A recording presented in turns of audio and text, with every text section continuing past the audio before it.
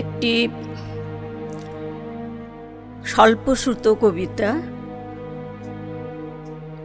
মূল রচনা ব্রেখট, বাংলায় অনুবাদ প্রয়াত অজিতেশ বন্দ্যোপাধ্যায় এবং কেয়া চক্রবর্তী। কবিতা মারি ফারারের ভ্রূণ হত্যা সম্পর্কে। মারি ফারার জন্ম এপ্রিল মাস, কোনো জন্মচিহ্ন নেই, অপ্রাপ্তবয়স্ক, পিতৃমাতৃহীন, অনাথ। এ পর্যন্ত কোনো পুলিশ রেকর্ড নেই। জানা গেছে মেয়েটি নিম্নলিখিত উপায়ে ভ্রূণ হত্যা করেছে। তার জবানিতে জানা যায়, যখন তার দ্বিতীয় মাস, তখন মদের দোকানের এক ঝিয়ের সাহায্য নিয়ে সে 2 বার ডুস নিয়েছিল। তাতে বাচ্চাটা পেট থেকে বেরিয়ে যায়নি। জানা গেছে তাতে সে কষ্ট পেয়েছিল, কিন্তু কোনো ফল হয়নি।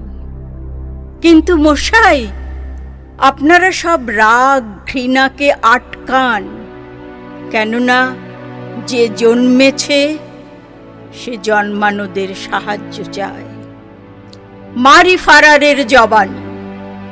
সে চুক্তিমতো পাওনা গণ্ডা মিটিয়ে দেয়, বুক আর পেট আঁট করে বাঁধতে থাকে।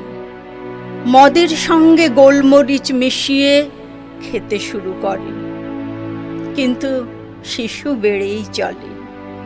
বাসন ধুতে ধুতে তার শরীর আর যেন বয় না। এখন এক নজরেই বোঝা যায় পেটে কোনো গোলমাল। মেয়েটি স্বীকারোক্তি করে, তখনও সে অপ্রাপ্তবয়স্ক। দেবতার কাছে রোজ সে ভক্তি ভরে প্রার্থনা শুরু করে। কিন্তু মশাই, আপনারা সব রাগ ঘৃণাকে আটকান, কেননা যে জন্মেছে সে জন্মানোর সাহায্য চায়। প্রার্থনায় কোনো ফল হয়নি। সে সাহায্য চেয়েছিল। একদিন সকালবেলায় অজ্ঞান হয়ে পড়ে গেল। যখন হাঁটু গেড়ে প্রার্থনা করছিল, তখন দরদর করে ঘাম গড়াচ্ছিল তার। 10 মাস পূর্ণ হওয়া পর্যন্ত সে তার গোপন কথা গোপনেই রেখেছিল। কেউ বিশ্বাস করতে পারত না এমনটা ঘটতে পারে। এমন সাদামাটা মেয়েটার শরীর এমন প্রলোভনের শিকার হতে পারে। কিন্তু মশাই, আপনারা সব রাগ ঘৃণাকে আটকান, কেননা যে জন্মেছে সে জন্মানোদের সাহায্য চায়। মারি ফারারের জবানবন্দি। সেই বিশেষ দিনটি এলো। তখন সকাল। সে সিঁড়ি ধুচ্ছিল। হঠাৎ কে যেন একটা লম্বা পেরেক তার তলপেট দিয়ে সোজা ঢুকিয়ে দিল। যন্ত্রণায় তার শরীর মোচড় দিয়ে উঠল। তখনও সে গোপন কথা গোপনেই রেখেছে। সারা দিন কাপড় ধুতে থাকলো, আর মাথার মধ্যে যেন দাপাদাপি চলতে লাগলো। তার মাথা ভার হয়ে এলো। অনেক রাতে বিছানায় গিয়ে সে এলিয়ে পড়ল। কিন্তু মশাই, আপনারা সব রাগ ঘৃণাকে আটকান, কেননা যে জন্মেছে সে জন্মানোদের সাহায্য চায়। শোয়া মাত্রই আবার কাজের তলব এলো। বাইরে বরফ পড়ছে। সিঁড়ি বেয়ে নিচে নামলো মেয়েটা। রাত 11টায় কাজ শেষ করে পেট ছিঁড়ে বেরোবার জন্যে ছটপট করছে বাচ্চাটা। মারি ফারারের জবানবন্দি থেকে। ঘেন্না করবেন না, ছেলের জন্ম দিয়েছে যে মা, সে মা নয় বা কেন? কিন্তু মশাই, সাবধান, রাগ ঘৃণাকে আটকান, কেননা যে জন্মেছে সে জন্মানোদের সাহায্য চায়। যা বলছিলাম, যে ছেলে জন্মালো তার কি হলো বলি।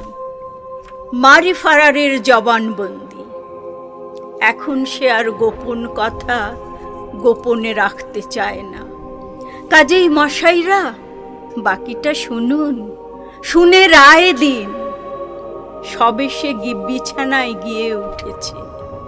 ঘরে সে একা, সারা শরীর অবশ হয়ে আসছে, জানে না কি হবে।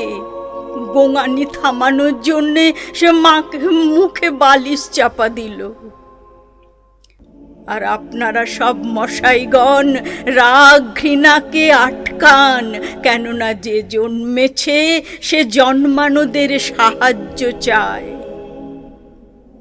ঘরে কনকনে শীত, তাই শেষ প্রহরটুকু সংহত করে সে নিজেকে টানতে টানতে নিয়ে গেল বাথরুমে। যতটা সম্ভব আদর করে বাচ্চার জন্ম দিল। কখন জানে না, বোধহয় ভোরের দিকে। বাথরুমের খোলা ছাদ দিয়ে বরফ পড়ছে। কি করে বাচ্চাটাকে ঢাকবে মা জানে না। ঠান্ডায় হাতের আঙুলগুলো জমে আসছে, নীল হয়ে আসছে। কিন্তু মশাইগণ সাবধান, রাগ ঘৃণাকে আটকান, কেননা যে জন্মেছে সে জন্মানোদের সাহায্য চায়। মারি ফারার বলছে, বাথরুম থেকে ঘরে যাবার পথে বাচ্চাটা কেঁদে উঠল, চিৎকার। ভয়ে পাগল হয়ে মারি তাকে কিল চড় ঘুষি মারতে লাগলো। থেমে গেল বাচ্চাটা। থেমে যাওয়া বাচ্চাটাকে নিয়ে মারি তার বিছানায় ফিরল। সারা রাত বুকে বেঁধে রাখল শরীরটাকে। সকালবেলায় আস্তাবলের নিচে ঘুম পাড়িয়ে দিল। মারি ফারারের জন্ম এপ্রিল মাসে। কুমারী মা শাস্তি পেয়ে জেলে মারা গেল। যে সমস্ত মানুষের পাপ বহন করছে, ফর্সা চাদরের নিচে ডাক্তারের ছুরি কাঁচির সাহায্যে যারা সন্তানের জন্ম দেবেন, তারা পুণ্যবতী জননী আখ্যা পাবেন। পুণ্যবান পিতৃবৃন্দ, পুণ্যবতী মা জননীরা একটা সাদা মাটা মেয়ে কামনার শিকার হয়েছিল। তাকে কুলোটা বলবেন না, তার পাপ ভয়ঙ্কর, যন্ত্রণা আরো বেশি। সুতরাং মশাইরা সব রাগ ঘৃণাকে আটকান, কেননা যে জন্মেছে সে জন্মানোদের সাহায্য চায়।